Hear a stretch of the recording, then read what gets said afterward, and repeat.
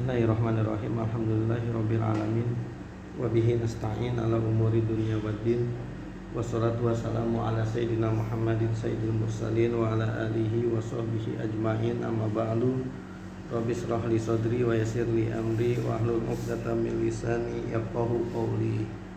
Allahumma arinal haqqa haqqan warzuqna ittiba'ah wa arinal batila batilan warzuqna ijtinabah. Saya hormati rekan-rekan sekalian, alhamdulillah pada siang hari ini kita dapat berkumpul lagi di sini dalam rangka kita mengkaji, kita mempelajari kitab karangan guru kita Syekh Muhammad Muhajirin, yaitu kitab Misbahuz Zulam. Pada hari ini akan kita lanjutkan lagi bacaan kita, menyambung bacaan yang sudah terdahulu. Bismillahirrahmanirrahim.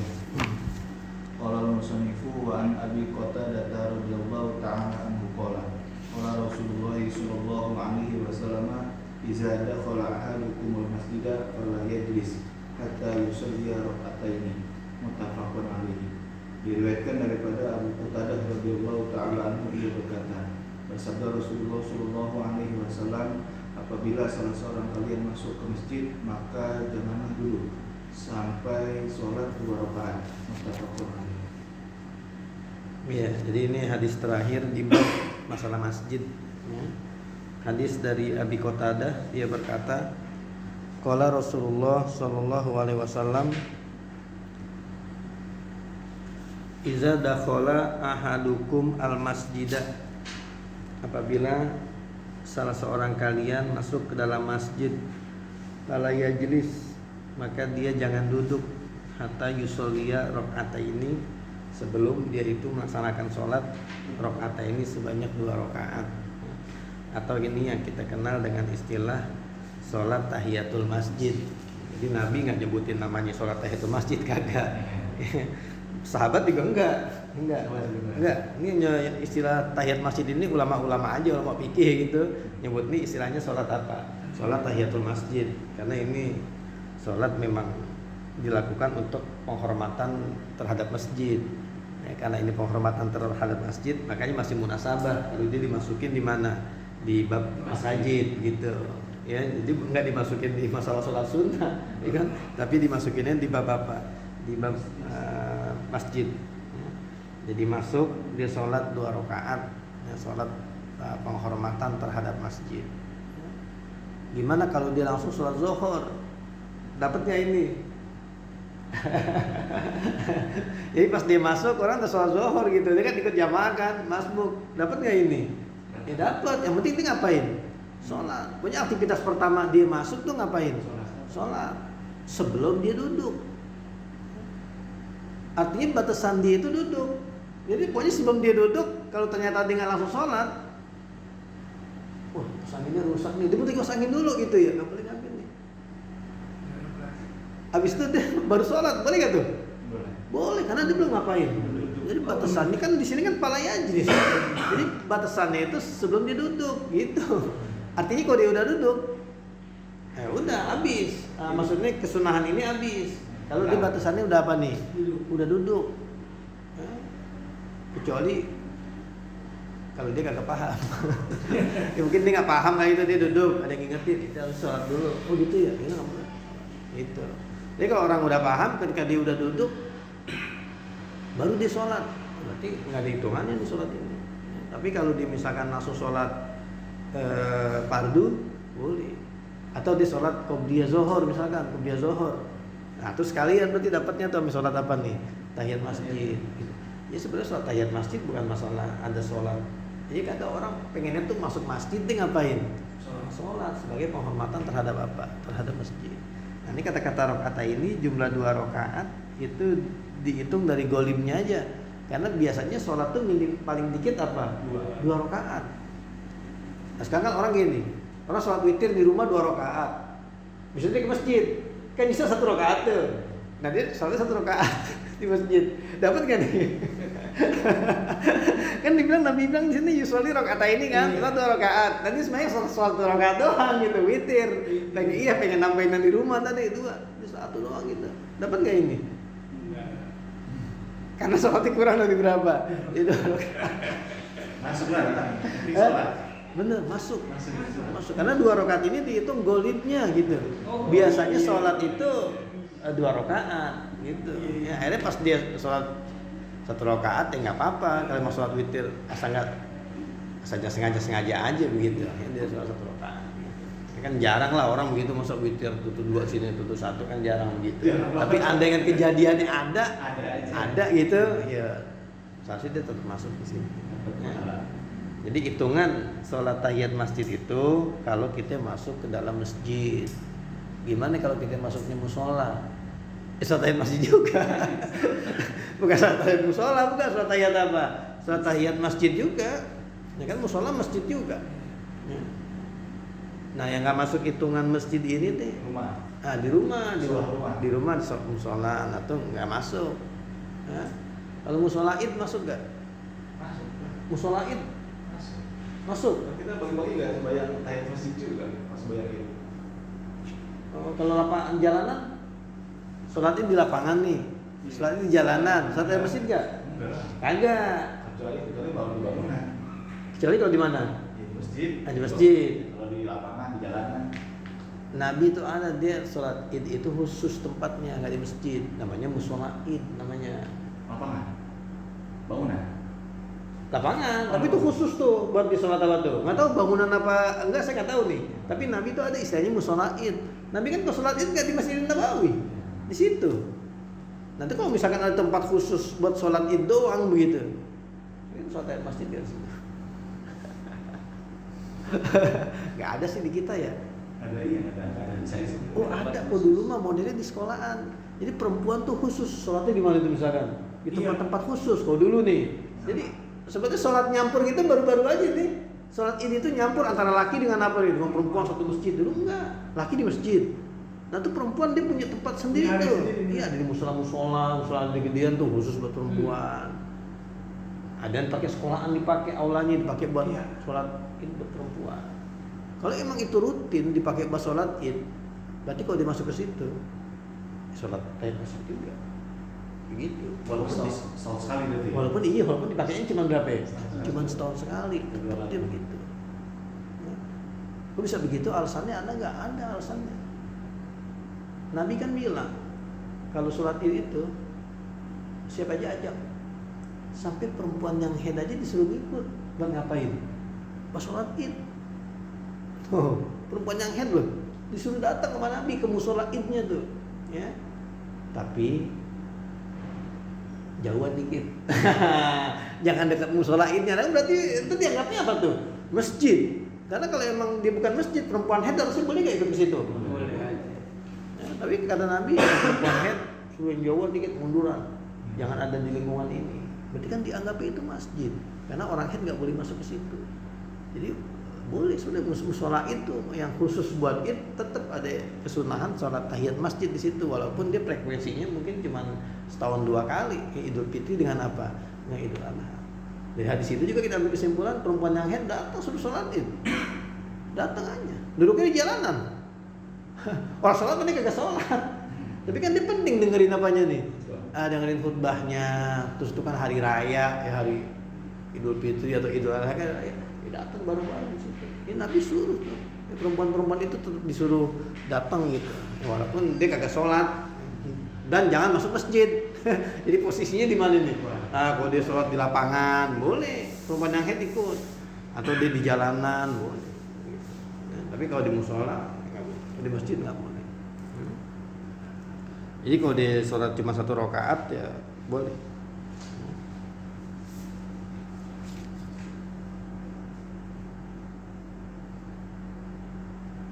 Terus, mana? Qala syarihu lafzul Bukhari falyarqa raqataini badalu fala yajlis.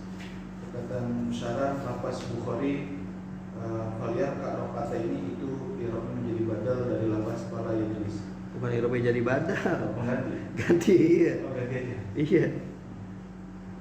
Fal amru bir ruku'i ay as-salati min zikril juz'i wa iradatil kulli wal amru lil istihbabi. Maka perintah dengan nafas ruku artinya sholat dari menyebutkan sebagian dan menghendaki semuanya. Dan perintahnya itu kesunahan. Iya, berarti di sini kalau dibilang iza dakhala ahadukum al masjidah fala yajlis hatta yusolliya. Nah, ada lagi kalimatnya apa? Palyarka rakaataini, sama aja ya, sholat 2 rakaat atau palyarka rakaataini, rukuk 2 rakaat. Ya, berarti suruh ngapain? Suruh sholat juga. Ada istilah begini kaidah. Jadi kalau misalkan ada bagian dari sholat yang digunakan kata-kata itu untuk mewakili sholat, itu berarti dia rukun. Kan palyarka, hendaklah dia ruku. Ruku di sini maksudnya apa? Sholat kan? Berarti satu bagian dari sholat dia mewakili kesulitan sholat. Berarti ruku itu apa? Ruku. Gitu. Dia sujud. Bahaya sujud. Suruh sujud kan? Sujud itu artinya apa tuh? Sholat misalkan usjudu ma'as-sajidin. Sholat. Nah tuh sujud di situ artinya apa tuh? Sholat. Waqumu lillahi qanitin. Diri. Nah, sholat berarti begitu. Diri rukun. Rukun, punya asal dimasukin bagian daripada apa? Bagian daripada dia tuh nunjukin bagian keseluruhan, berarti itu bagi rukun. Ya, di sini palyarka rakaataini di dalam riwayat yang lain. Ya, jadi disuruh sholat 2 rakaat masuk ke masjid. Terus Wattafaqa alaihi ulama al-fatwa wa naqala Ibnu Battalin an Abi Zahiri wujubuhu wallazi saraha bihi Ibnu Hazmin min ru'usail zahiriyati annahu la yajibu. Dan kompak di atasnya para ulama fatwa dan menukil oleh Ibnu Battal dari ahli zahir kewajibannya yang telah menjelaskan dengannya oleh Ibnu Hazm dari pimpinan ahli zahir bahwasanya tidak wajib. Qauluhu fala yajlis hatta yusalli raka'ataini fihi nahyu 'anil julusi.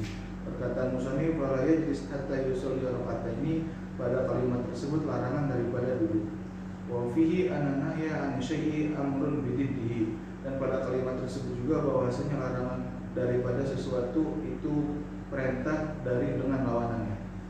Wa taqaddama anal amra birruku'i lil istibabi inda ulama'il fatwa, dan telah terdahulu bahwasanya perintah dengan ruku karena kesunahan menurut ulama fatwa. Wasaiku anil wujubi ilaihi qauluhu sallallahu alaihi wasallam lillazi ra'ahu yatakhatta riqaban nasi ijlis faqad azaita. Dan yang menentang daripada kewajiban kepadanya ada sabda Nabi Muhammad sallallahu alaihi wasallam yang ia melihatnya seseorang melangkahi tengkok atau leher-leher manusia. Duduklah, maka sesungguhnya engkau telah mengganggu. Wa amarahu Nabi sallallahu alaihi wasallam bil julusi wa lam ya'murhu bi sholati raka'ataini. Maka Nabi memerintahkan orang tersebut untuk duduk dan tidaklah Nabi memerintahkan orang tersebut untuk sholat 2 rakaat. ya, jadi di sini hukum daripada sholat tahiyat masjid itu diperselisihkan. Ada yang bilang wajib, ada yang bilang apa? Ada yang bilang sunnah. Kalau kita di mazhab Syafi'i bilangnya apa? Sunnah. Repot kalau wajib. Repot kalau sholat tahiyat masjid ini apa? Wajib. Walaupun sebetulnya dalil yang menunjukkan kalau dia itu wajib itu lumayan kuat. Kalau menunjukkan dia itu apa? Wajib. Ya. Dalil orang-orang yang mengatakan sholat tahiyat masjid itu wajib. Yang pertama, ini dari sini redaksi ini nih. Ya.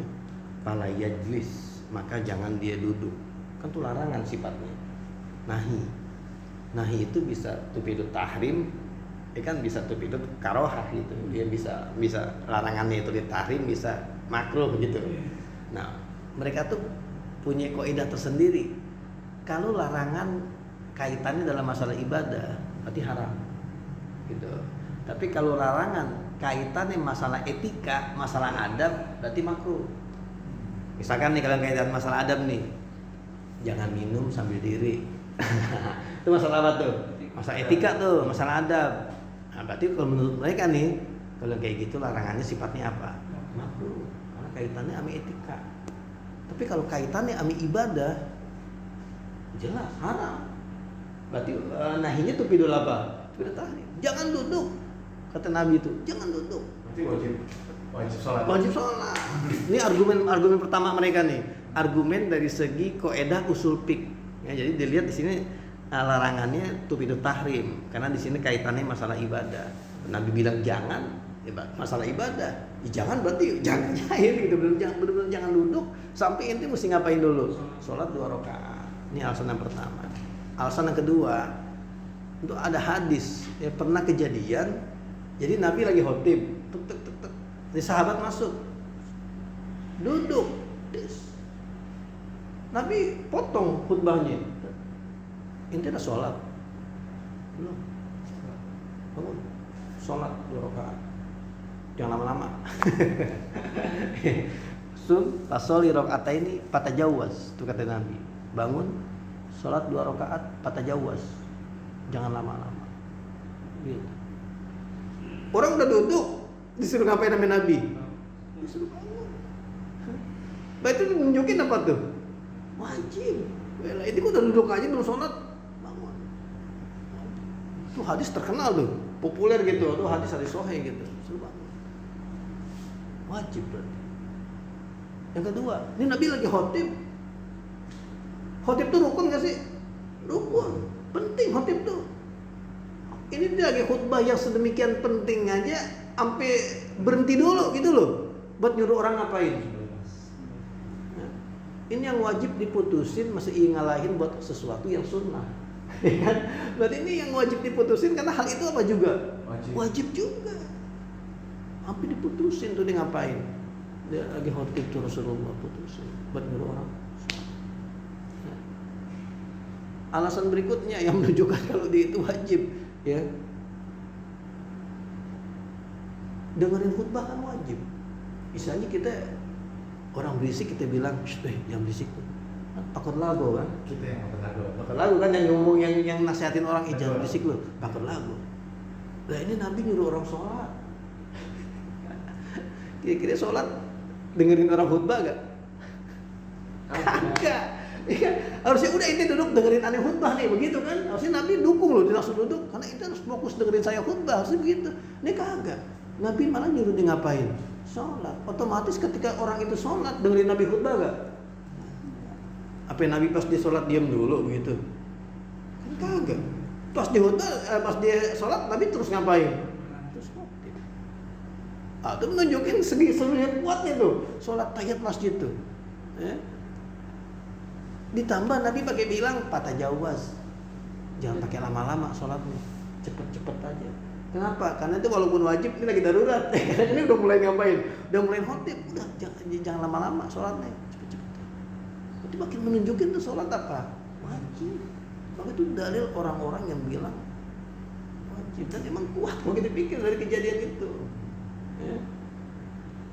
Di sini Pak Kiai nyebutin nih dalil yang mengatakan kalau sholat tahiyat masjid itu nggak wajib.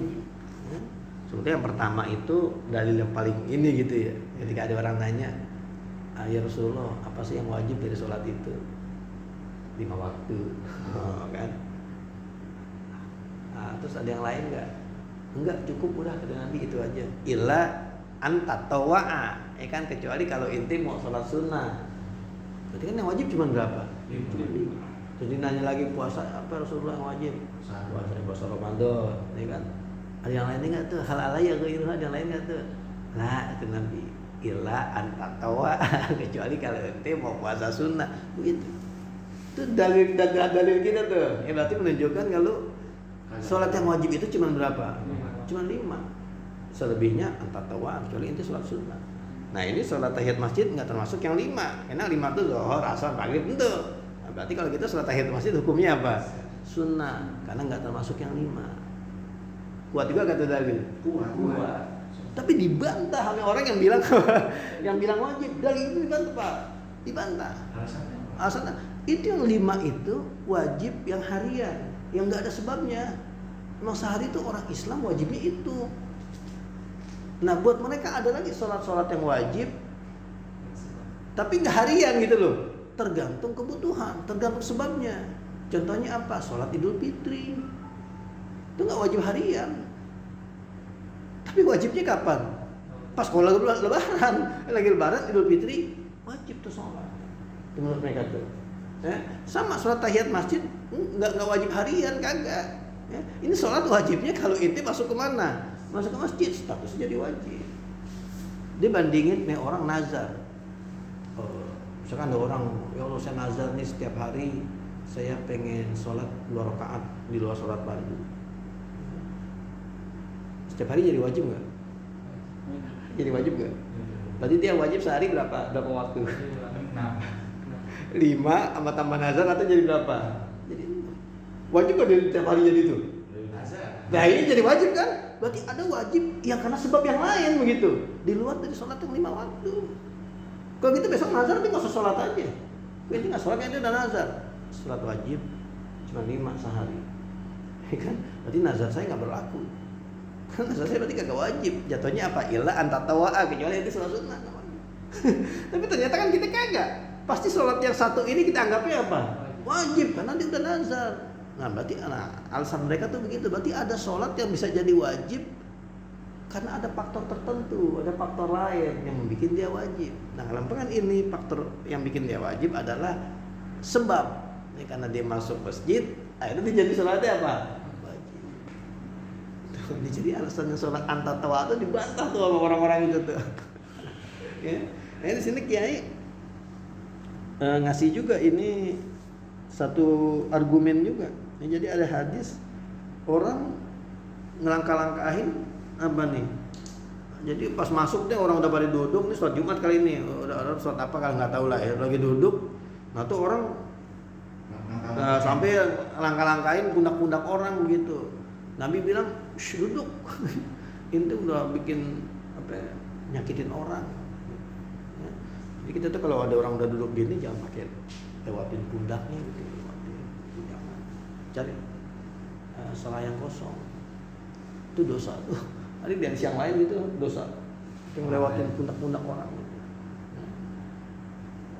Gimana biar pundaknya nggak dilewatin? Pakai tempat yang kosong isi. Ini kan kadang-kadang di belakang udah bikin pagar. Oh iya orang mau masuk susah jadinya. Mau nggak mau ini ngapain? Dilompatin. Salah sih harusnya. Depan isi. Tapi ternyata tuh orang lompat-lompatin begitu. Zaman Nabi, dan Nabi lihat duduk udah. Itu Nabi nggak nyuruh ngapain? Nggak nyuruh sholat. Tapi Nabi suruh ngapain? Suruh. Nah, ini dalil yang dipakai oleh siapa nih? Pak Kiai bilang di sini tuh, ijlis pakot azaita, duduklah. Kamu sudah menyakiti orang lain. Iya. Ini hadis ini dibantah juga nih. Dibantah juga. Bisa jadi tuh orang udah sholat. Tuh orang udah sholat di belakang. Nabi lihat udah sholat di belakang kan. Habis itu dilihat tempat ada yang kosong kan. Tadi bangun, dilompat-lompatin tuh orang. Syekh duduk udah. Karena dia udah ngapain? Dibantah juga nih hadis. Kami yang bilang sholat itu wajib. Dan banyak lagi. Ada lagi yang bilang lah tuh buktiin Nabi kalau sholat Jumat nggak sholat 2 rakaat, langsung khotib. Lah iya benar. Kan dia belum duduk. Kan zaman Nabi kita ada Bilal azan tuh mau azan Jumat nih. Kan azan baru sekali doang kan zaman Nabi kan. Zaman Utsman baru azan 2 kali. Nabi azan. Nabi langsung keluar dari kamar itu. Masuk kemana Nabi? Ya, langsung khotib. Assalamualaikum warahmatullahi wabarakatuh. Itu ada yang bilang atau Nabi nggak sholat dulu. Maksudnya kalau dia masuk dia ngapain?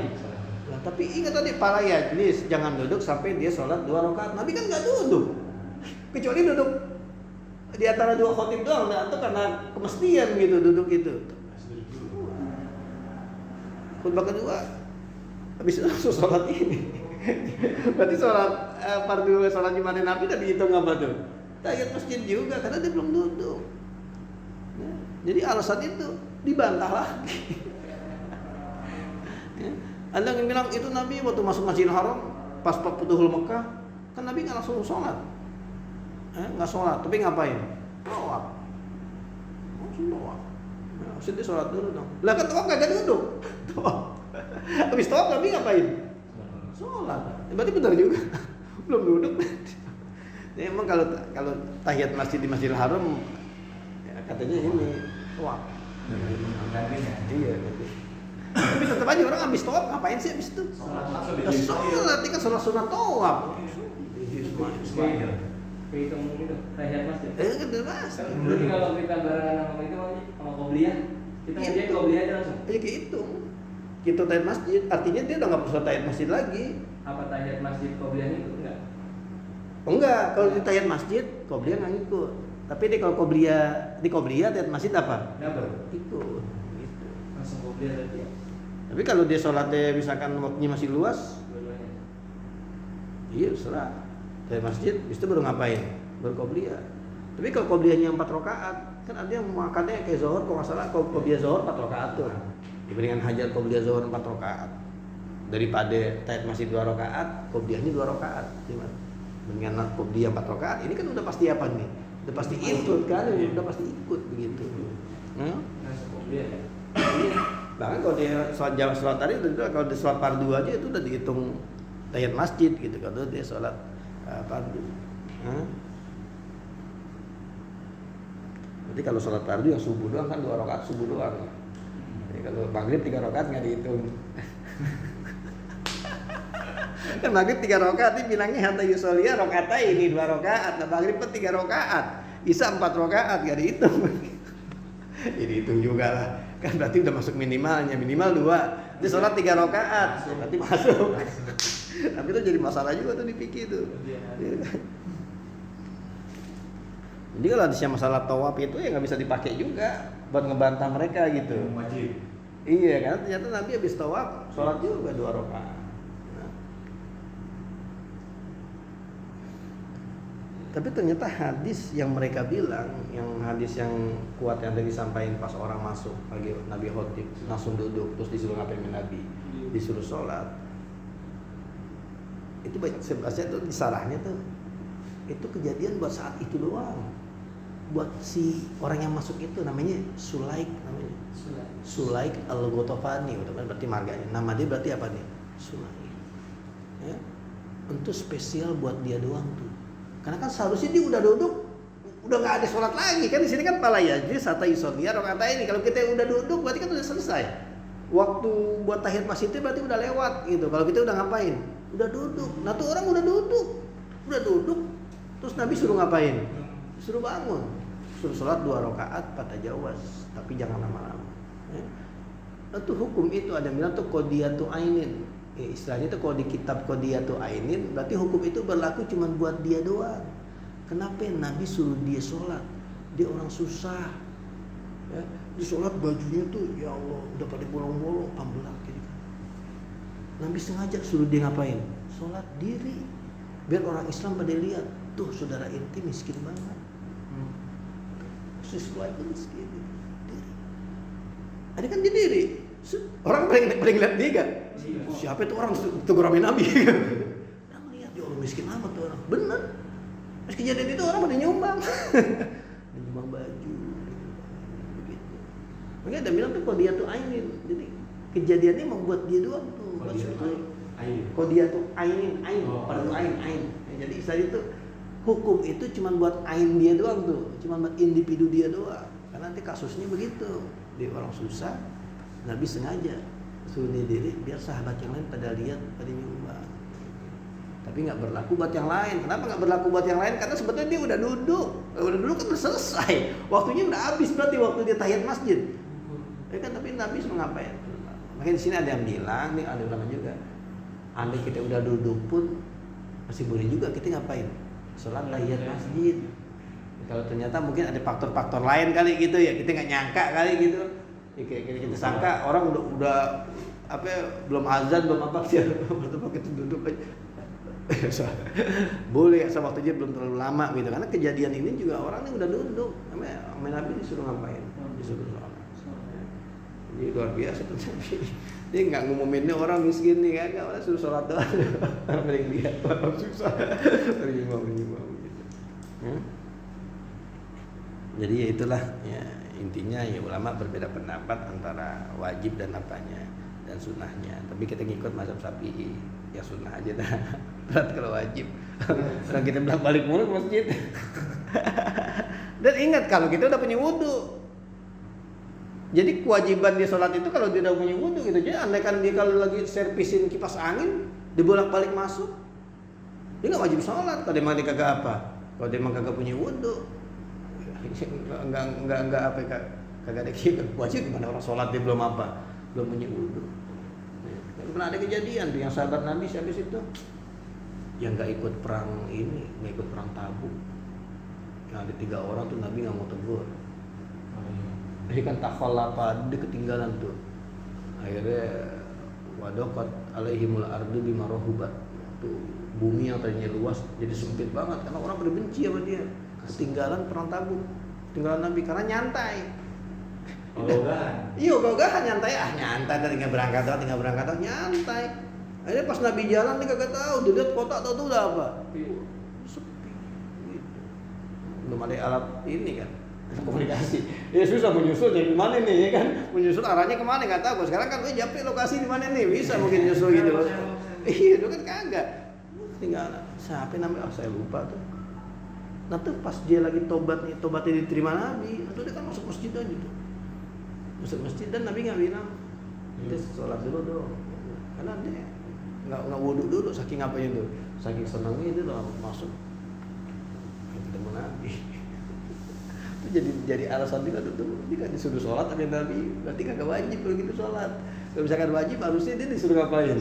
Disuruh sholat. Tapi dibahas lagi alasan tak bilang wajib, dia kagak punya wudhu, ngapain disuruh sholat sama Nabi? Ya.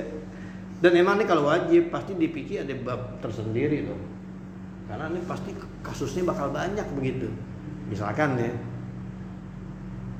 masjidnya areal mana aja, nah gitu mana masjid kan pasti dibahas. Kalau dia cuma lewat emperannya doang, mesti sholat tahiyat masjid gak? Maksudnya nggak sampai ke dalam gitu, cuma di emperannya, nah tuh dia mesti sholat tahiyat masjid. Makanya jadi bakal banyak pembahasan.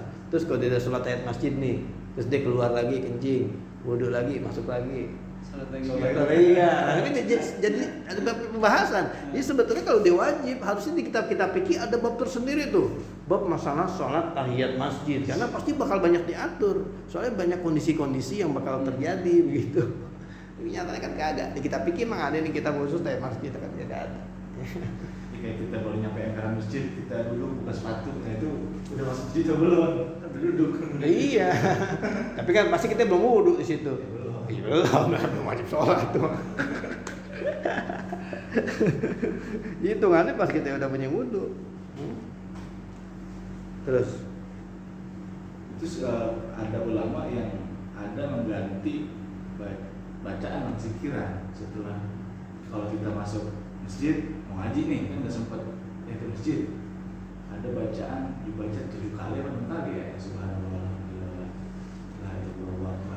Itu saya pernah baca di Silamun Topik atau di mana ya, sehingga lupa. Boleh aja kali. Ada ulama yang ngasih alternatif lain. Iya. Kita nggak sempat. Cuma masalahnya itu ntar udah bisa ngegantiin tahiyat masjid gak? Mungkin pahalanya bisa gantiin begitu. Mungkin pahalanya. Cuman masalah sholat tahiyat masjidnya yang kagak. Iya, Nabi suruh dia sholat kok. Apalagi tadi sampai bilang patajawaz, jangan lama-lama sholatnya. Ini kan berarti harusnya kalau memang bisa diganti zikir-zikir gitu, udah aja duduk zikir. Mungkin misalnya biar api nggak zong banget kali gitu. Masuk masjidnya gitu. Iya, udah nggak sholat, nggak zikiran lagi kan, mendingan zikir lah, agak ketebus lah gitu pahalanya gitu. Ya. Terus Wa fihi istibabu sholati raka'ataini inda dukhulil masjidi min ghairi tafsirin. Dan pada kalimat tersebut ada kesunahan sholat 2 rakaat ketika masuk masjid dari tanpa perincian. Wa taqaddama anna sholata fil awqatil makruhati manhiyun anhu min ghairi tafsirin aidan. Fa ta'arada baina qaumi sholati inda dukhulil masjidi fil awqatil makruhati manhiyan wa ma'muran. Dan telah terdahulu bahwasanya sholat pada waktu-waktu yang dimakruhkan itu juga dilarang daripadanya dari tempat pentafsirannya juga. Maka saling bertentangan di antara keadaan sholat itu ketika masuk masjid pada waktu-waktu yang dimakruhkan itu dimakruhkan atau diperintahkan. Wa fi ikhtilafu bainal ulama'i, dan pada masalah tersebut ada perbedaan pendapat di antara para ulama. Fa'an Syafi'i annahu la budda min takhsisin nahi wa ta'mimil amri. Maka menurut Imam Syafi'i bahwasanya hal demikian mesti daripada pengkhususan larangan dan pengumuman perintah. Wa 'anil Malikiyati wal Hanafiyati wal Hanabilati annahu la budda min ta'mimin nahi biduni nazarin ila amri. Dan menurut golongan Malikiyah dan golongan Hanafiyah dan golongan Hanabilah bahwasanya mesti daripada pengumuman larangan bukan meninjau kepada perintah. Iya, jadi dia masuk masjid di waktu-waktu sholat itu diharamkan begitu. Dia masuk misalkan habis subuh kan sholat nggak boleh di situ. La sholata ba'da sholati subhi hatta tatlu asamsu. Ini kan tidak ada sholat setelah sholat subuh sampai matahari terbit. Atau dia masuk jam 5 sore. Asar kan nggak boleh juga. Kan nggak boleh juga. Nah itu gimana di sini? Sampai boleh sholat tahiyat masjid di waktu-waktu itu atau pada ikhtilaf di situ. Jadi mazhab Syafi'i boleh aja. Boleh karena tuh sholat yang memiliki apa? Yang memiliki sebab. Sholat yang memiliki sebab boleh dilakukan walaupun di waktu-waktu yang apa? Walaupun di waktu-waktu yang haram. Nah, di sabda Nabi di sana la taharru bis sholat, itu jangan nyari-nyari sholat. Berarti jangan sengaja-sengaja sholat di waktu yang apa? Di waktu yang haram. Berarti kan sebetulnya boleh sholat di waktu yang haram, asal jangan dicari-cari. Kan gitu pemahamannya gitu kan. Karena la taharru bis sholat, jangan cari-cari sholat. Itu kan terkait sama sholat di waktu-waktu yang haram. Artinya kasusnya bisa jadi nggak boleh kalau kita sengaja ngajak gitu jam 5 atau pas matahari terbenam nggak ada tujuan apa kita ke masjid. Cuman pengen ngapain tuh? Pengen tahiyat masjid. Sengaja ini waktu lagi diapain? Lagi diharamin atau lah masuk kategori la taharru bis sholat gitu. Ini jadi masalah juga tuh kalau sholat jenazah. Sholat jenazahnya udah ada, boleh gak nungguin habis asar? Jadi kalau emang udah siap zuhur mah udah. Kalau jenazah dulu baru bayang. Iya, dari begitu ya. Asar Asar dulu. Atau kalau enggak udah sholat jenazah jam 2, sholatnya jam 2. Gitu jam 2. Kecuali kalau ada yang ditungguin kali, nungguin imamnya, nungguin saudaranya, ya boleh aja. Nah, khawatirin nanti masuk ke larangan la taharru bis sholat, jangan nyari-nyari sholat, jangan sengaja-sengaja sholat di waktu-waktu yang diharamkan. Kalau masih bisa di tempat yang lain,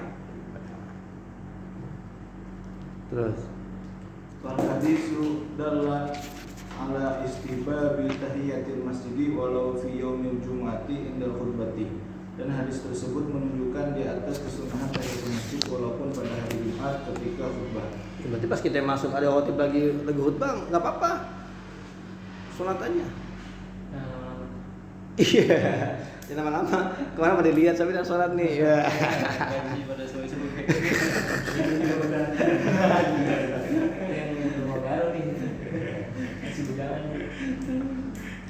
Berarti kalau pengajian boleh nggak? Lu kan pada ngaji nih, itu datangnya masuk sholat gitu di masjid. Udah Jumat aja boleh ya? Udah Jumat aja kita disuruh sholat dulu, gimana yang levelnya cuma ngaji doang. Tapi kayak ngomel tuh pernah bahasa itu cerita dari Mahmud. Lagi ngajar di sana, ada yang sembahyang, lagi ngajar, bayang duha. Entah itu masjid bayang duha lagi. Lu kurang adab sih. Maksudnya kalau masjid tempatnya masih luas, nyari tempat, nyari tempat lain lah begitu. Pikiran sono kayak kelihatan. Jadi kalau sholat Jumat kan saya mau kemana lagi gitu, emang masjid semuanya juga orang pasti di luar juga orang pada sholat tempat duduk namanya. Terus Wa amma fil awqatil makruhati fa huwa mahallu nazarin. Dan adapun pada waktu-waktu yang dimakruhkan maka di itu ada tempat tinjauan. Qala al-musannifu babu sifati sholati, bermula ini bab tentang sifat sholat. Qala syarihu aslu sifati maqama bizati. Berkata oleh penyarah, asal sifat itu adalah sesuatu yang berdiri di dalam zat. Wa sifatu sholati ay bayanul arkani, dan sifat sholat artinya penjelasan rukun-rukunnya. Wa innama lam yubayyinil arkan, dan hanya saja tidaklah disebutkan rukun-rukunnya. Bi anna sifata ismun minha kaifiyatuha al-mustamalatu ala wajibin. Karena bahwasanya sifat itu adalah suatu nama, diantaranya adalah kaifiyahnya atau tata caranya yang meliputi di atas yang wajib. Wa huwa imma dakhilu fi mahiyatiha wa yusamma ruknan, dan yaitu ada kalanya yang masuk di dalam inti sholat dan dinamai rukun. Wa imma khariju anha wa yusamma syartan, dan ada kalanya yang keluar daripada sholat maka dinamai syarat. Wa alaman dubin wa huwa imma yujbaru bisujudi wa yusamma ab'adan wa imma la yujbaru wa yusamma hayatan. Dan di atas sholat yang disunahkan, yaitu ada kalanya ditambal dengan sujud dan dinamai itu adalah sunnah abad, dan ada kalanya tidak ditambal dengan sujud dan dinamai itu adalah sunnah aidat. Ya, udah enak tadi, udah masuk bab apa nih, bab sifatus sholat, cara-cara sholat. Jadi ini enak, udah paham lah istilahnya. Karena kan sehari-hari kita lihat di fikih juga udah sering dibahas nih masalah ini, ya. Bab sifatus sholat, tata cara sholat. Nanti bakal dibahas di sini, ada yang masuk rukun, ada yang masuk syarat. Kalau kita kerjain di dalam sholat itu berarti rukun. Kalau kita udah mesti kerjain sebelum kita mulai sholat, itu masuknya apa? Syarat. Syarat selama sholat harus ada syarat. Ya, tapi kalau rukun kagak. Masa ruku terus sih selama sholat kan kagak. Tadi ruku, tadi sujud. Tapi tutup aurat selama sholat wajib tutup aurat. Artinya apa tuh? Syarat. Ya. Itu ngebedain antara syarat dan rukun. Nah, hadis pertama Pak. Qala al-musannifu an Abi Hurairah radhiyallahu ta'ala anhu anna Nabiy sallallahu alaihi wasallam qala idza qumta ila sholati fa asbighil wudu'a summa astaqbilul qiblata fakabbir. Diriwayatkan daripada Abu Hurairah radhiyallahu ta'ala anhu, ia berkata, diriwayatkan daripada Abu Hurairah bahwasanya Nabi berkata, apabila kamu berdiri untuk sholat maka sempurnakanlah wudunya, kemudian menghadaplah kiblat dan bertakbir. Sumakra mataya salam Al-Quran, kemudian bacalah surah yang ringan daripada Al-Quran. Sumarka hatta tatma'inna raki'an, kemudian rukulah sampai engkau merasa tenang menjadi orang yang ruku. Sumarfa hatta ta'tadila qa'iman, kemudian bangunlah sehingga engkau beritidal hal keadaannya berdiri. Sumasjud hatta tatma'inna sajidan, kemudian sujudlah sampai engkau merasa tenang hal keadaannya sujud.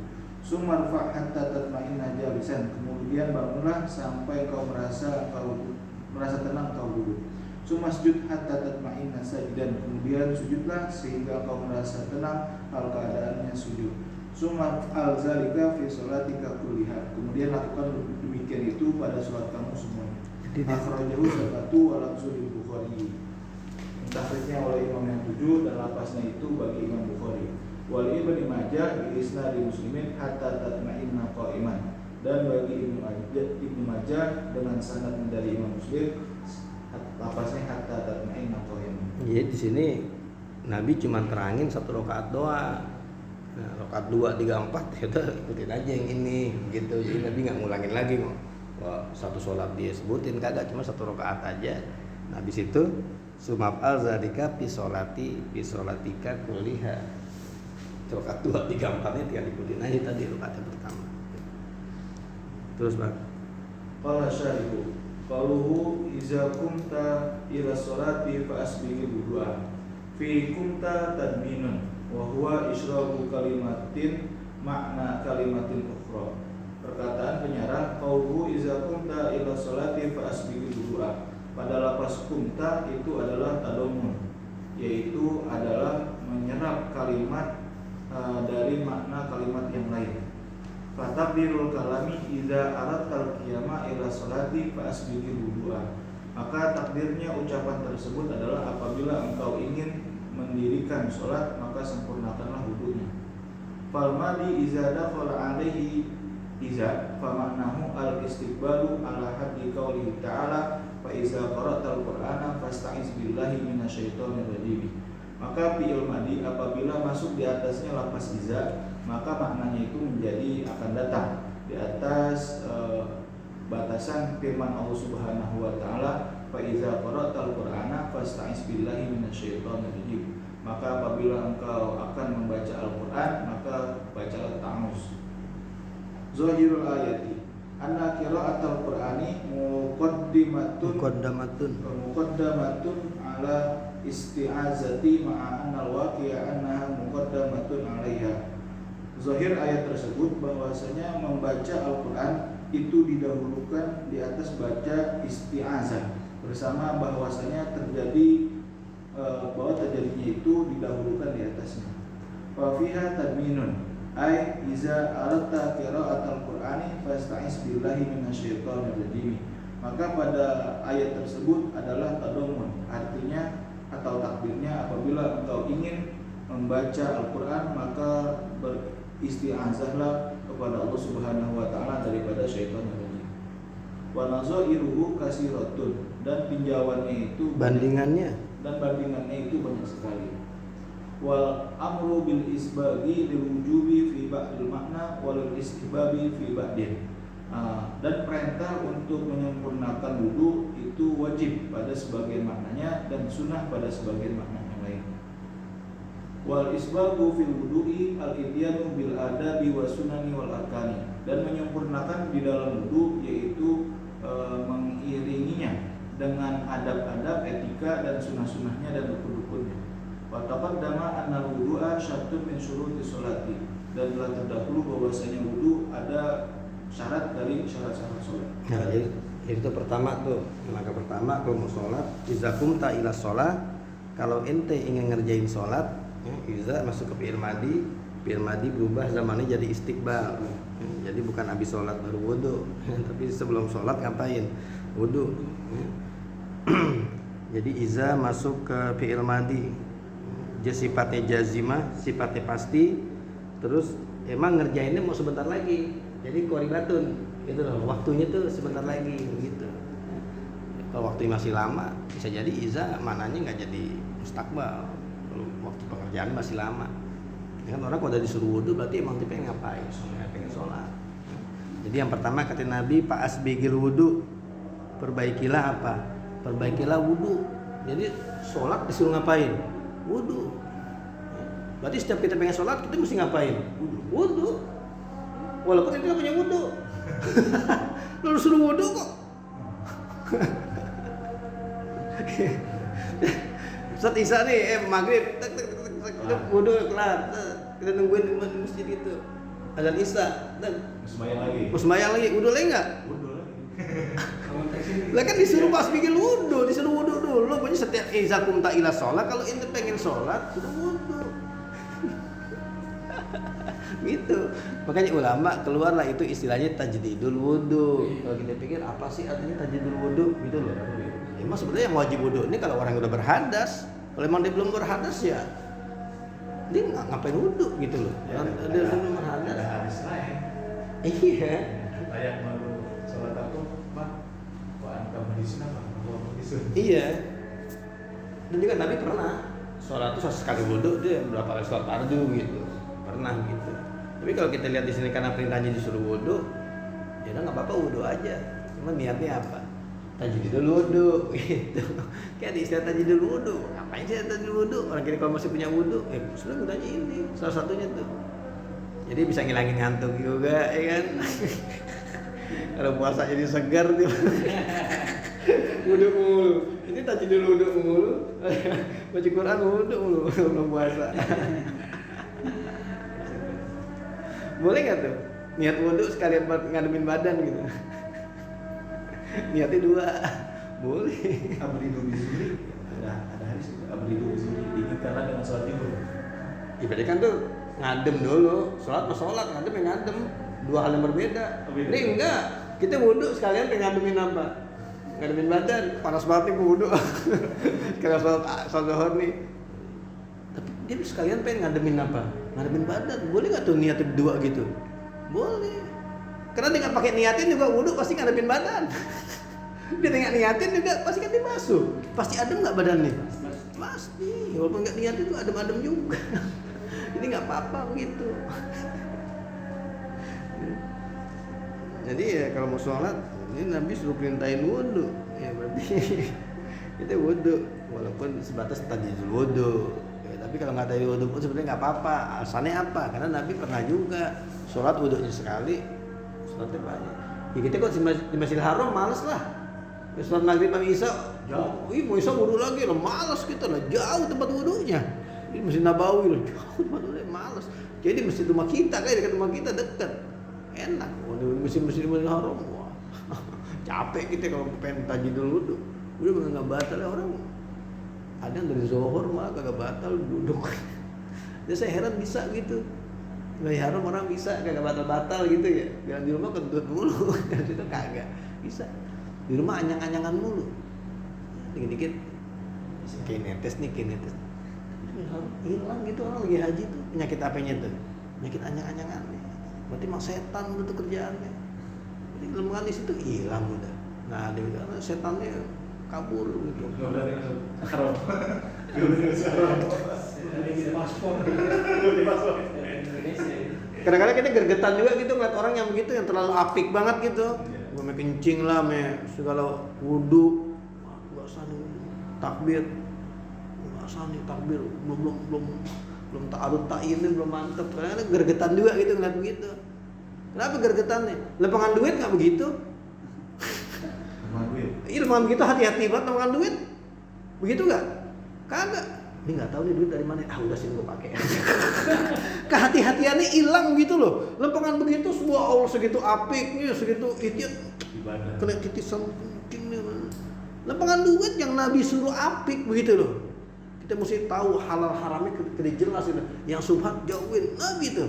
Ya kan justru yang ibadah-ibadah model begitu Nabi masih kasih dispensasi, cipretan dikit kencing nggak apa-apa lah. Itu umumul balwa, ada dispensasi begitu. Takbir, ngopi, itu malah diapik banget. Ya kan lempangan duit yang sebetulnya kagak ada dispensasi. Udah dasar namanya dihajar juga ini udah enggak apa-apa. Lempangan begitu lu kagak takbir mau elah bagaimana kalau lempangan duit kagak gitu. Kenapa potensi itunya enggak dialihin gitu loh. Nah, ini di sini nggak disebutin cara-cara wudhunya, ya pas wudhu secara global lah yang disebutin, karena di ayat Quran udah ada cara wudhu gini disebutin, jadi Nabi nggak sebutin lagi. Tapi bisa jadi nih orang wudhunya udah benar kali, jadi nggak perlu dikoreksi lagi nih Nabi udah benar gimana gitu. Ya, terus. Qauluhu sumastaqbilul qiblata fakabbir fihil amru bi istiqbalil qiblati. Katanya sumastaqbilul qiblata fakabbir, pada kalimat tersebut ada perintah untuk menghadap kiblat. Wa huwa syaratun min syuruti sholati fil faridati, dan menghadap kiblat itu adalah syarat daripada syarat-syarat salat pada salat fardu. Wa fuhima minhu anal amra lil wujubi fil faridati, dan dipahami dari kalimat tersebut bahwasanya perintah lil wujub, perintah itu lil wujub di dalam salat fardu. Walinadbi fil mandubati kama taqaddama anna nabiyya sallallahu alaihi wasallam shalla salat at-tatawwi haitsu tawajjahat rahilatuhu wa humilat ayatu fa aina ma tuwallu fasama wajhullahi fit tatawwi. Dan amar di situ lil sunnah, lil nadab, pada sholat-sholat sunnah, sebagaimana telah terdahulu bahwasanya Nabi Muhammad SAW sholat akan sholat sunnah sekira-kira mengarah kendaraannya, dan dihamalkan oleh ayat fa'aina ma tuwallu fasamma wajhullahi, itu tentang sholat sunnah. Iya, berarti habis wudu disuruh ngapain? Istaqbilil kiblata, suruh ngadep kiblat. Nah, suruh ngadep kiblat baru pakabir. Sumastaqbilil kiblata pakabir. Berarti kita perlu ngadep kiblat dulu gitu loh. Jangan ngadep kiblatnya bareng sama apa? Bareng sama takbir gitu. Ini mesti ngadep sono. Allah. Bareng ngadep kiblat. Itu mesti ngadep kiblat dulu baru ngapain? Kenapa ini ngadep kiblat pakai disebutin khusus? Karena kiblat kadang-kadang orang nyari posisi dulu gitu loh. Ini kiblat mana sih nih? Kiblatnya kemana nih arahnya nih? Kalau mana tempatnya baru gitu. Kan nyari posisi dulu kan. Makanya kiblat di sini disebutin secara khusus. Tapi nutup aurat disebutin nggak? Nggak disebutin sama dia. Tapi Nabi nyebutin kiblat. Nutup aurat orang tahu nutup aurat. Nutup aurat orang kagak sholatnya nutup aurat juga kan. Tapi kalau kiblat kan nggak. Nabi kasih tahu ngadep kiblat. Ya. Kalau Ka'bahnya kelihatan, berarti kita wajib ngadep kiblat, ngadep Ka'bah. Ainul Ka'bahnya. Jadi kalau kita kayak di Indonesia di sini, ya susah lah, Ka'bah nggak kelihatan. Berarti kita ngadep kemana? Ke jihadnya, ke jihad apa nih? Ke jihad Ka'bah, ke arahnya barat sini, ya udah ngadep ke barat, udah cukup. Ini nggak perlu ngadep ke ini susah banget. Kalau di mazhab Syafi'i kan kagak dibaca di mazhab Syafi'i. Mesti ke ainnya, mesti ke Ka'bahnya, itu susah. Kalau yang jauh, kalau yang dekat mah iya. Di Masjidil Haram nggak susah kali sekarang. Kalau kita di luar, Ka'bahnya nggak kelihatan juga. Kalau yang bawah. Itu di dalam masih kelihatan. Kita di lantai 2 aja Ka'bah nggak kelihatan. Kalau lantai 2 palanya dikit sih, masih kelihatan palanya, tapi kalau lantai 3 udah itu lantai 2 waktu kita di depan, kemudian di belakang mah palanya itu kagak kelihatan. Jadi kok bisa haram susah juga kan. Tapi kita ngelihat orang yang ngelihat apa? Ka'bah. Ya nggak Ka'bah, nah ikutin dia. Kita ngeliat Ka'bah kan, gitu. Jadi jangan sampai Ka'bah di depan kita serong. Wah, kagak sah. Emang ada orang begitu? Ada. Karena saking apanya? Saking mepet. Lah kalau depan Ka'bah kan, bisa tapi nyerong sholat begini. Lalu sujud mah masih bisa kan nungguin gantian gitu. Ya kan tadi orang bangun dia baru ngapain? Sujud bisa. Kan saking nggak muatnya. Tapi kalau badan api nyerong begitu, dadanya ke kiblatnya di Ka'bahnya situ, nggak salah sholatnya. Jadi itu nggak ada dispensasi gitu. Itu terlalu sempit nih, nggak bisa. Nggak dispensasi. Kayak misalnya kita di hotel juga kelihatan Ka'bah, kudu benar-benar Ainul Ka'bah ya. Nah iya, pokoknya selama Ka'bahnya masih bisa kita lihat, iya masih nggak bisa. Kita kalau ada teknologi udah majuan kali kita bisa ngelihat Ka'bah langsung kali. Pakai satelit lagi di mana gitu, Ka'bah langsung kelihatan gitu. Paling pakai Google tarik. Iya, kalau itu paling kita usaha kita begitu paling arahnya begitu, arah Ka'bah. Tapi kalau sholat sunnah ada boleh ngikutin kendaraan belok kemana. Kalau lagi di kendaraan, ya. Tapi kalau sholat sunnah lagi nggak di kendaraan, ya tetap wajib ngadep kiblat. Ya kalau di kendaraan nggak apa-apa, ya. Keretanya ngadep sono, ya udah. Bisnya lagi ngadep sono, ya udah ikutin aja. Ya jangan supirnya disuruh ngadep kiblat. Bang, saya mau sholat nih, bisa ngadepin kiblat terus ya. Udah susah gitu. Terus Wa fihi al-amru bitakbiri bi ayyakula Allahu akbar. Dan pada kalimat tersebut juga perintah untuk bertakbir dengan ia katakan Allahu akbar. Wa fi qawlihi wa fi riwayatin ukhra tahrimuha at-takbiru. Dan pada riwayat yang lain penghormatannya itu adalah takbir. Wastufida minhu anna iftitah as-salati la yakunu illa bitakbiri duna ghairihi minal azkari. Dan dapat diambil faedah daripada kalimat tersebut bahwasanya memulai sholat tidak ada kecuali dengan takbir, bukan dengan selainnya daripada zikir-zikir yang lain. Wa ilaihi zahabal jumhur, dan kepada hal tersebut berpendapat oleh mayoritas ulama. iya, jadi ini Pak Kabir ya udah jelas lah, takbir Allahu Akbar. Makanya Nabi nggak jelasin lagi, nggak bilang maka ucapkanlah Allahu Akbar. Enggak, Nabi cuma bilang Pak Kabir. Karena ini istilah udah terlalu umum gitu, jadi orang itu juga pasti paham. Pak Kabir itu artinya ngucapin apa? Ngucapin Allahu Akbar. Dan ucapannya udah tertentu itu. Karena kalau ucapannya boleh yang lain-lain, Nabi nggak bakal ngomong Pak Kabir. Nabi bilangnya Pak Kabirillah. Nah, Pak Kabirillah, maka agungkanlah Allah. Baru kalimatnya bisa yang lain-lain. Tapi kalau kalimatnya udah Pak Kabir, berarti udah tertentu ke lapas yang orang udah kenal gitu. Takbir itu berarti ya Allahu Akbar. Itu nggak boleh diganti-ganti gitu. Nggak boleh pakai Allah Azam atau apa gitu. Ya Allahu Akbar udah. Terus Qala Abu Hanifah tan'aqidu sholatu bi kulli lafzin qusida bihi ta'zim wa hadza takbiru ma'rufun bi takbiratul ihrami. Berpendapat oleh Abu Hanifah terikatnya sholat dan dengan tiap-tiap lapas yang diniatkan dengannya pengagungan, dan ini takbir dikenal dengan takbiratul ihram. Li'annahu yahrumu maka halalan qablaha, karena bahwasanya mengharamkan sesuatu yang halal sebelumnya. Waqtulifa fi hukmihi wa qala al-hafizu innahu ruknun indal jumhuri wa syartun indal hanafiyyati wa wajhun indal syafi'i. Dan diikhtilafkan pada hukum takbiratul ihram. Maka berpendapat oleh Al-Hafiz sesungguhnya takbiratul ihram adalah rukun menurut jumhur ulama dan merupakan syarat menurut Imam Abu Hanifah dan menurut wajah menurut Imam Syafi'i. Qala Ibnu Munziri wa lam yaqul bihi ahadu ghairihi. Berpendapat oleh Ibnu Abil Munzir dan tidaklah ia mengatakan dengannya salah seorang selainnya. Wa ruwiya an Sa'id bin al-Musayyib wal Auza'i wa Malikin wa lam yasbut an ahadin minhum tasbihan wa inna ma qalu fi man adraka al-imama rabi'an yujzihi takbiratul ruku'i. Dan diriwayatkan daripada Sa'id bin Musayyab dan Auza'i dan Imam Malik, dan tidaklah sabit dari salah seorang di antara mereka secara jelas, dan hanya saja mereka berpendapat tentang orang yang mendapati imam hal keadaannya ruku, maka memadai takbirnya ruku itu. Iya, kalau di mazhab Syafi'i kan nggak boleh. Jadi kalau kita ruku, misalkan imam lagi ruku nih, Kita takbir. kita pengen masuk, pengen ngikut masbuk gitu. Allahu Akbar. Itu takbir apa tuh kita? Takbiratul ihram. Jangan takbiratul ihram digabung sama takbir ruku kan, ruku kan takbir juga kan? Iya. Allahu Akbar. Itu jangan digabung tuh. Kalau digabung nggak sah sholatnya. Itu ada di Asbabun Nuzul itu, mana yang kita baca pas masalah niat tuh, pas pembahasan niat ada itu.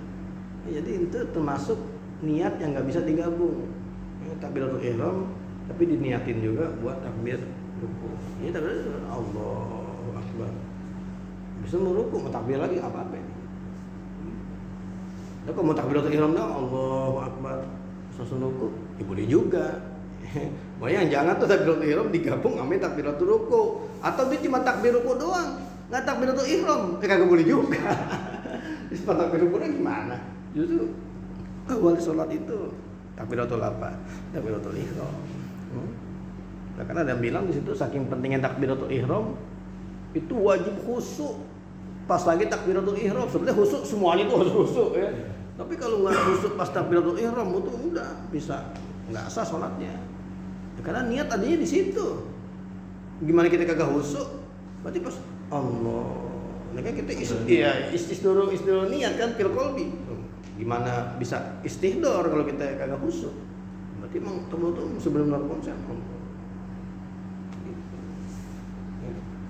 Gimana biar bisa konsen tuh takbiratul ihram? Datang sebelum sholat, udah duduk di masjid. Jadi kita itu kan ngebantuin kita khusyuk jadinya tuh. Di masjid zikir-zikiran dulu. Udah kalau kita baru datang ketinggalan. Wah. Emang ngos-ngosan dulu apa? Udah gitu kadang-kadang ngejar target lagi. Imam udah lagi ngapain? Ruku. Wah, bisa dapat rakaat nih. Ngejar gitu, ya. Kata saya mendingan udah dah, kalau imam dah ruku udah. Lepas aja udah. Lepas aja. Karena ada yang bilang tuh sebetulnya kagak dapat rakaat. Emang ada sih hadis yang bilang kalau imam ruku, terus kita dapat ruku, itu kita hitung apa tuh? Hitung rakaat. Tapi pas kalau kita baca di fikih masalah setiap rakaat kita wajib baca Fatihah, itu nggak kehitung. Ini udah baca Fatihah belum? Kan kagak baca Fatihah. Ditanggung sama imam. Loh gimana tanggung sama imam? Kita kagak ikut imam kok baca Fatihahnya. Fatihah itu ditanggung sama imam kalau kita misalkan ikut dia diri nih. Kita masbuk, kita ikut diri. Kita baru baca sampai misalkan ghairil maghdubi alaihim.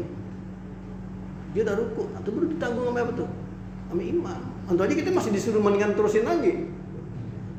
Gitu. Ya kan? Atau imam bacain atoina kali, suruhannya kan cepet. Nah, kita belum kelar kan, baru maliki yaumiddin iya kan abudu. Dia udah atoina. Udah selesai. 3 ayat doang. Nah, model-model begitu yang ditanggung sama apa tuh? Sama imam. Lah kalau imam udah ruku, lah kita kagak ketemu dia. Ya kok di Nahlul Autor tuh Asy-Syaukani tetap bilang tuh nggak dapat satu rakaat. Ya saya kalau orang meruku itu udah lepas aja daripada kita ragu-ragu, gue dapat rakaat ya sini. Yang ketiga jadi buru-buru. Ya ada orang yang nanya tuh, gara-garanya ada orang nanya terus jadi nyari-nyari orang nanya, saya kalau dapat dari guru asal dari ruku imam itu kita nggak dapat rakaat. Saya bilang kagak, ada hadisnya tuh gue dapat, kalau masih ruku mah masih dapat. Enggak tuh, ada kata guru saya gitu. Nah kita kan yang ngomong guru kan kita penasaran, pasti dia ada dalilnya kan kita cari-cari. Ada bener dalam otot kuat, alasannya logis gitu, alasannya kuat. Alasannya ya salah satunya itu dia nggak baca Fatihah. Gimana bisa dianggap satu rakaat nggak baca Fatihah? Jadi amannya sebetulnya nambahin aja udah satu udah. Nambahin satu rakaat biar aman. Terus wa qala Ibnu Qudamah wa jumlatuhu anna salata la tan'aqidu illa bi qawli Allahu akbar inda imamina Ahmadu inda imamina Ahmad bin Hanbalin wa Malikin, berpendapat oleh Ibnu Qudamah, dan kesimpulannya bahwasanya sholat itu tidaklah terikat kecuali dengan ucapan Allahu Akbar menurut imam kami yaitu Ahmad bin Hanbal dan Imam Malik. Wa kana Ibnu Mas'udin wa Tawusun wa Ayyubu wa Malikun wa Sawriyu wa Syafi'iyu yaquluna iftitahu sholati at-takbir. Adalah Ibnu Mas'ud dan Imam Tawus dan Ayyub dan Imam Malik dan Imam Sawri dan Imam Syafi'i, mereka mengatakan iftitah sholat itu adalah takbir. Wa ala hadza awamu ahli ilmi fil qadimi wa hadisi fil qadimi wa hadisi. Wal hadisi, iya qadim dan hadis. Fil qadimi, Dahulu dan sekarang. Fil qadimi wa hadisi illa anna Syafi'iyya qala ta'akidu bi qauli Allahu akbar li anna al-alifa wal lama la tughayyaru min min binyatihi. Hah? Min binyatihi, dari bentuknya.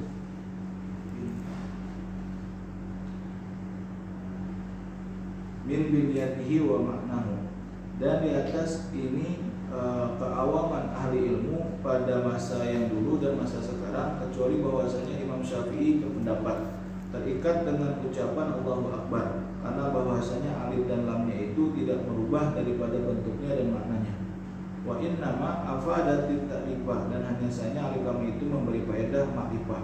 Wa qala Abu Hanifah ta'akidu bi kulli ismin lillahi ta'ala ala wajhi ta'zimi ka qawlihi Allahu azimun aw kabirun aw jalilun wa subhanallahi walhamdulillahi wa la ilaha illallah wa nahwihi.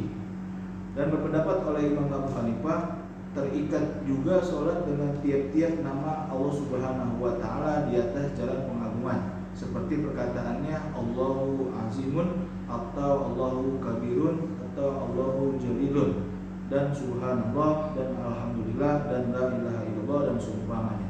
Tapi itu kan sebatas teori doang. Kenyataannya ada nggak sih kita ketemuin orang sholat Allahu Allah kabir, la ilaha illallah, nggak ada. Allahu Akbar semua udah. Ya teori-teori begini ya sebatas teori aja. Kenyataannya kita nggak temu juga. Terus.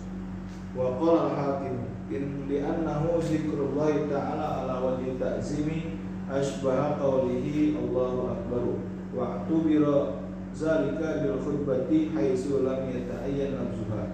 Berpendapat oleh Imam Al-Hakim bahwasanya zikir kepada Allah Subhanahu wa Ta'ala di atas jalan takzim itu menyerupai firman Allah Subhanahu, perkataannya Allahu Akbar, dan diibaratkan demikian itu dengan khutbah sekira-kira tidak tertentu lafaznya.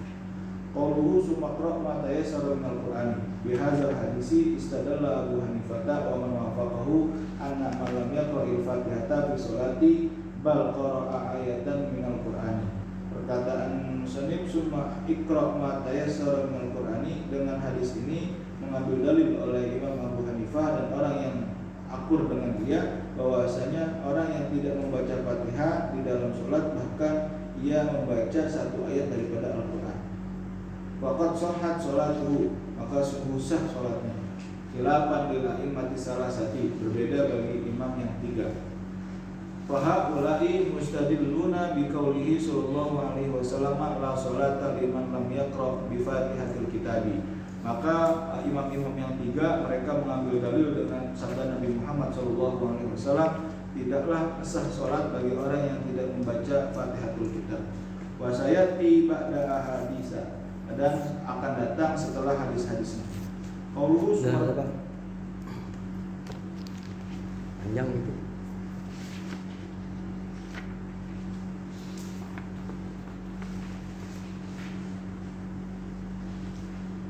Tapi prakteknya nih Imam Abu Hanifah baca Fatihah kan? Enggak, ya, jadi ya, hadis ini di argumentasinya. Iya, jadi yang Fatihah itu diambilnya dari hadis yang mana? Dari hadis yang lain gitu. Jadi antara hadis-hadis sholat ini akan saling melengkapi. Hadis tentang tata cara sholat nih, besok ada hadis sholat lagi ngelengkapin yang ini, jadi saling ngapin tuh, saling ngelengkapin gitu. Jadi jangan dipatokan kita ini doang. Kalau patokan ini doang kita setiap rakaat mesti takbiratul ihram. Loh iya kan? Kan tadi di salat pertama kan takbiratul ihram kan? Lakukanlah seperti itu dalam rakaat-rakaat berikutnya. Nanti rakaat yang pertama ini kan takbiratul ihram, nanti rakaat kedua lakukan seperti itu. Nanti rakaat kedua ada takbiratul ihram enggak? Berarti ihram juga, nanti kan takbiratul ihram juga. Mungkin ada di hadis yang lain gitu, takbiratul ihram rakaat pertama kan gitu. Ya, jadi saling melengkapi gitu.